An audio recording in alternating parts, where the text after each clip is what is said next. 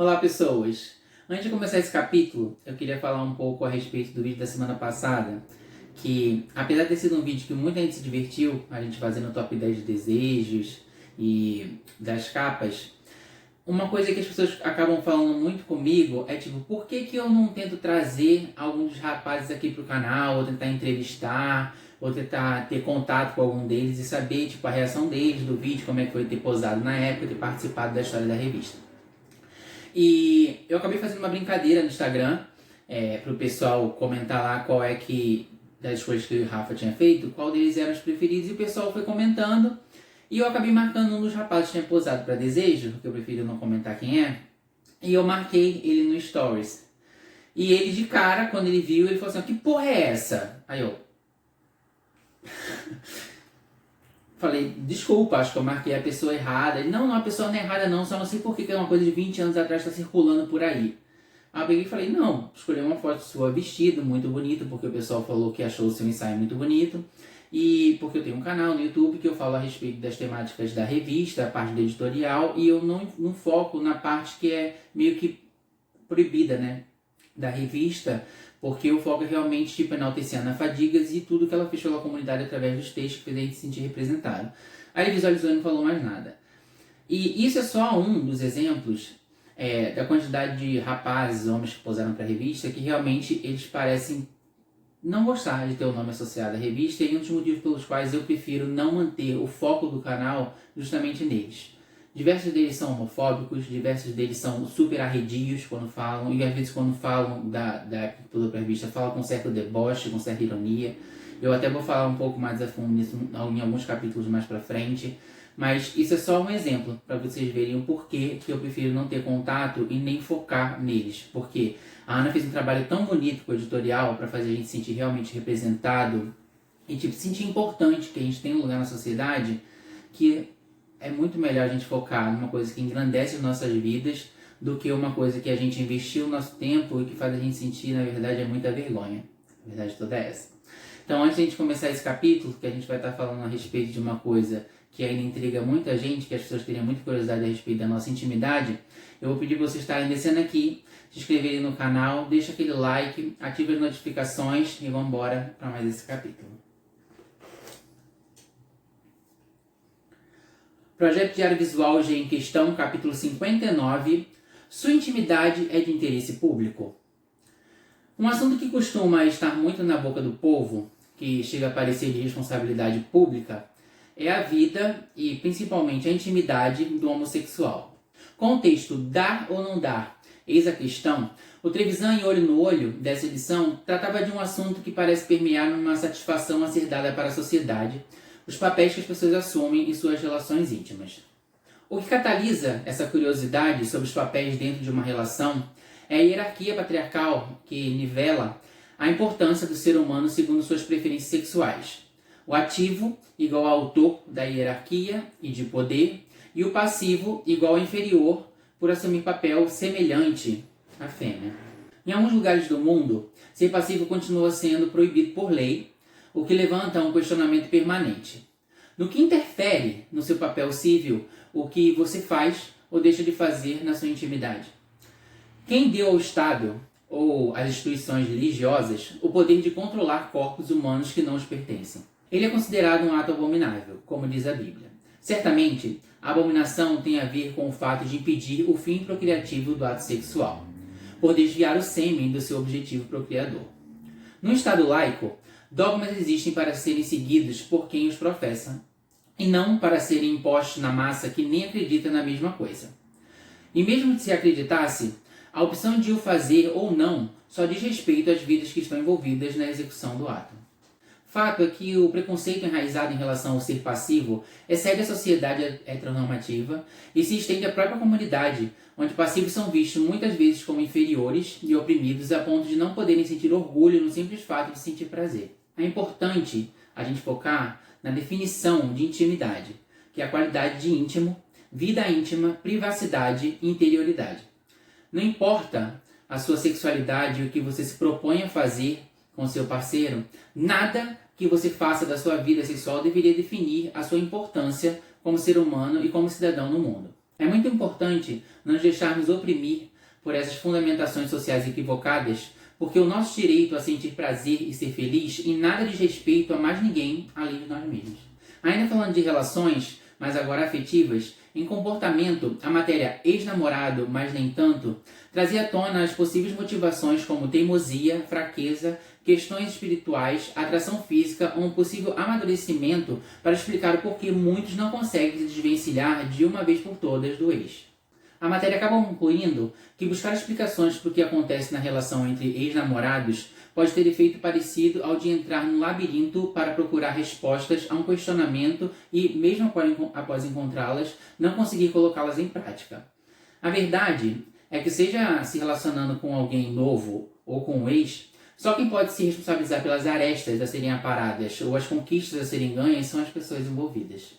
E para ajudar nessa integração entre as pessoas da mesma tribo, em comportamento, a G trouxe em Happy Hour GLS a nova tendência de grandes encontros em shoppings de São Paulo para a comunidade ter mais contato entre os seus e ampliar o sentimento de pertencimento. E agora a pergunta do Rafa. Você já falou em alguns vídeos aqui do canal que você não se sente muito confortável com demonstrações públicas de afeto.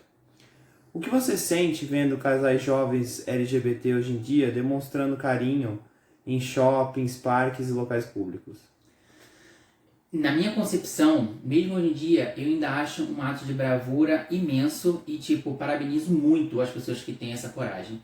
Porque eu acho que é muito importante, sim, que essas pessoas que têm essa coragem estejam cada vez mais ocupando os espaços que são seus por direito, sabe? Porque é nosso direito agir e ter esse prazer em poder fazer essas coisas simples da vida, do dia a dia, que qualquer ser humano deveria poder. Eu ainda me sinto desconfortável, ainda mais no quadro político atual que a gente está vivendo, que parece que validou muito a opressão de muita gente hipócrita e muita gente violenta dentro da sociedade mesmo, que parecia que estava dentro dos seus casulos. Parece que essas pessoas se sentiram validadas e elas parecem que estão saindo mais, mostrando mais a sua cara. E isso me assusta um pouco. Um pouco não, me assusta muito. Mas eu acho que existem seres que são realmente abençoados e que eles vieram para o mundo com uma missão e que eles têm essa bravura de dar realmente a cara a tapa e fazer isso acontecer, sabe? Exercer o direito que é, de todos. E que eles fazem isso acontecer. E eu acho isso muito importante. Porque se não fossem essas pessoas terem essa coragem, não só no dia de hoje, mas em décadas e décadas atrás, nada teria mudado, nada teria acontecido. A gente continuaria escondido dentro dos nossos lares, dentro dos nossos lugares. Eu sei que em pequenas coisas, eu e o Rafa, a gente consegue exercer essa nossa naturalidade em ser um casal gay nas ruas, tanto que aqui no nosso bairro onde a gente convive, nos locais que a gente vai, padaria, mercado, a gente tem uma noção que as pessoas conhecem a nossa cara, porque a gente está quase sempre lá. E as pessoas sabem que a gente que a gente é um casal e tratam a gente com o maior prazer, sem preconceito algum, com maior naturalidade. Então, mesmo que a gente não esteja demonstrando publicamente com abraço, como pegar na mão, mas o fato da gente estar sendo cúmplice um do outro em ambientes públicos, isso já ajuda muito a quebrar essas barreiras. E as pessoas às vezes acham que é só um segurar na mão. É mais importante do que a gente possa imaginar. E a gente tem que continuar assim, tendo essa bravura, porque só assim que a gente vai mudar esse mundo. Na seção corpo, dicas de corte de cabelo para o verão e em turismo, as melhores dicas para curtir o mesmo numa hot trip para Fortaleza. Na entrevista do mês, a cantora e jurada de televisão Maria Alcina, que sempre teve um visual bem drag desde a década de 70, ela falou da sua importância na cena e da percepção da evolução da visibilidade homossexual no Brasil. Eu acho muito positivo, é um avanço. Você já viu aquela propaganda da mãe falando para o filho gay que irá aparecer uma pessoa melhor para ele? Fiquei toda arrepiada. Com certeza é um avanço na questão da cidadania.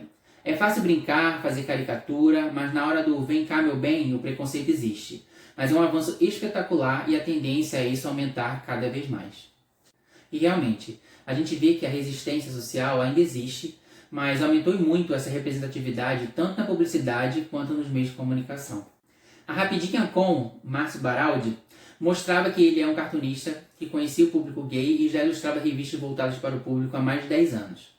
Apesar de ser heterossexual, nunca teve preconceito com nada, sempre teve uma linha política de esquerda em seus trabalhos, até os dias de hoje, porque continua criando diversas tiras com críticas ferrenhas ao atual governo.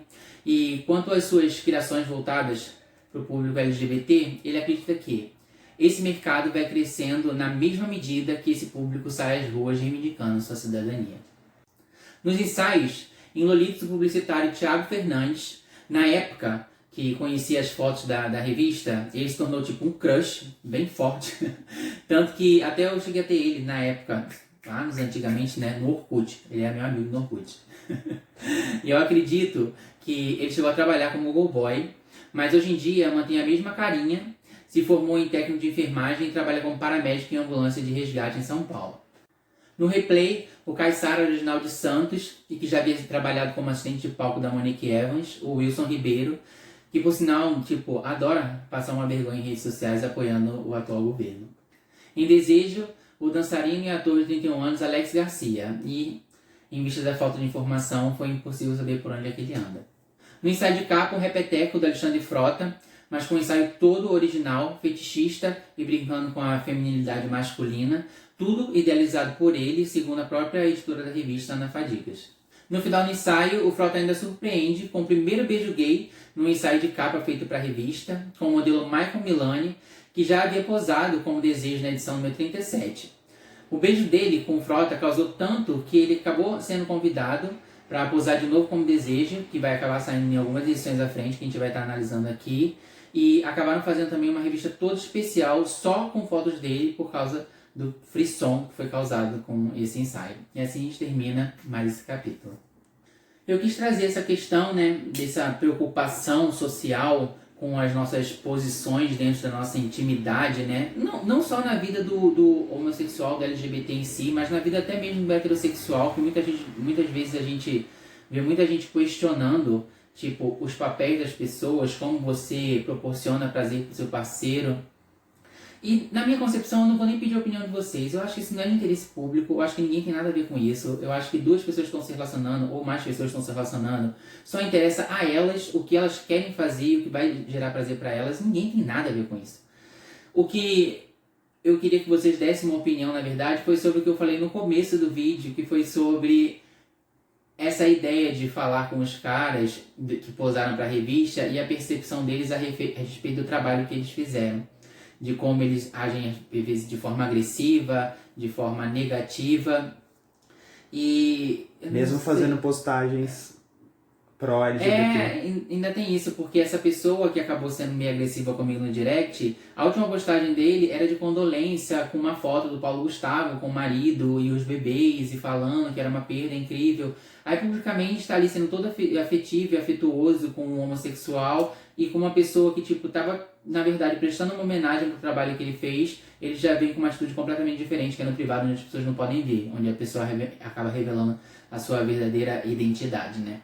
Mas enfim, eu queria saber se vocês gostaram, na verdade, foi do vídeo, a parte do final do vídeo que a gente fez esse top 10 de capas e top 10 de desejos. E se vocês têm vontade que a gente faça mais top 10 a respeito das coisas que aconteceram na revista, e que vocês pudessem sugerir o que tipo de top 10 vocês gostariam que a gente fizesse. Sabe? Porque na revista saíram muitos lolitos, tiveram muitos fetiches, tiveram capas boas, capas ruins, melhores ensaios, piores ensaios. Então, o que vocês gostam, o que vocês sugerem que a gente faça para os próximos top 10, se vocês querem que a gente faça ou não. Tá bom? Então, antes de ir embora, gente, só vou pedir para vocês descerem aqui, se inscrever no canal, deixar aquele like, ativar as notificações.